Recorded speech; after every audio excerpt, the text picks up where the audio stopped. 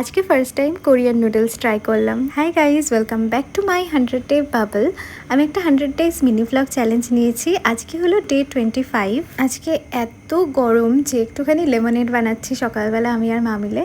কিন্তু আমি না ঠান্ডা জল দিতেই ভুলে গেছি, তো মা গ্লাসগুলোকে ধরে ফ্রিজে ঢুকিয়ে দিচ্ছে, কারণ এত গরমের মধ্যে একটু ঠান্ডা না হলে খেতে ভালোই লাগবে না। খানিকক্ষণ পর বের করলাম, তো ঠান্ডা ঠান্ডা লেমনেড খেতে খেতে স্প্লিটসভিলা দেখছিলাম। এটা হলো সন্ধেবেলা আমার খুবই মিষ্টি কিছু খেতে ইচ্ছা করছিল, তো একটু কিটক্যাট খেলাম। খুব সুন্দর হাওয়া দিচ্ছিল সন্ধেবেলায়, তো আমি আমার ঘরে জানলায় বসে বসে এডিটিং করছিলাম। আর তার খানিকক্ষণ পরেই ভীষণ জোরে বৃষ্টি আসলো। তো এই বৃষ্টির মধ্যে আমি ভাবলাম ডিনারের জন্য অনেক দিন ধরে এই কোরিয়ান ইনস্ট্যান্ট নুডলসটা বাড়িতে রয়েছে, তো এটাই করি।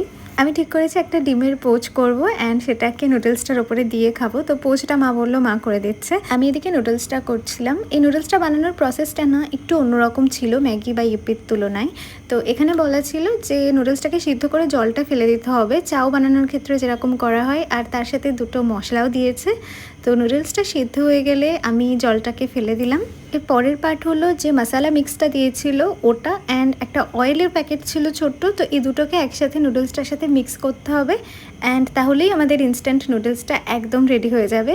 আমি ভয় পাচ্ছিলাম এর কালারটা দেখে যে ভীষণ ঝাল না হয়ে যায়। আমি একটু টেস্ট করেও দেখেছিলাম, কারণ এর আগে একবার এমন হয়েছিল যে একটা নুডলসে এত ঝাল ছিল আমি শেষ পর্যন্ত খেতেই পারিনি। কিন্তু এটা তেমন ঝাল একদমই ছিল না, পুরো প্যাকেটটাই আমি দিয়েছি। তার উপরে পোচটা অ্যাড করে দিলাম। পোচটা আরেকটু লিকুইডই হলে ভালো হতো, বাট ঠিক আছে। So that was it, and এরকম আরও ভিডিওস দেখতে ডোন্ট ফরগেট টু সাবস্ক্রাইব।